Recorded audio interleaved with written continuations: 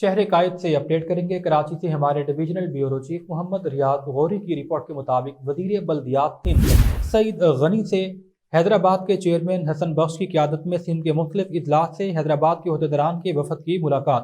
وفد نے صوبائی وزیر کو حیدرآباد سمیت سندھ کے دیگر اضلاع میں واسا، ایس ٹی اور ایس بی سی اے کے حوالے سے درپیش مسائل سے آگاہ کیا۔ وزیر بلدیات نے کہا، ہماری بھرپور کوشش ہے کہ تعمیراتی شعبے سے وابستہ بلڈرز کو زیادہ سہولیات ان کے دہلیز تک فراہم کی جائے۔ حیدرآباد ڈیولپمنٹ اتھارٹی، واسا اور Sindh building control authority Hyderabad کے حوالے سے بلڈرز کو درپیش ہر قسم کے مسائل کا جلد حل نکالا جائے گا۔ موجودہ سندھ حکومت کی بھرپور کوشش ہے کہ عوام کو سستی اور بہترین رہائشی سہولیات میسر آ سکیں۔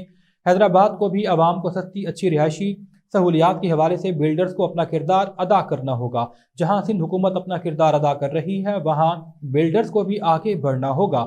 سندھ حکومت اور محکمہ بلدیات اس شعبے کی ترقی کے لیے تمام وسائل کو بروئے کار لا رہی ہے۔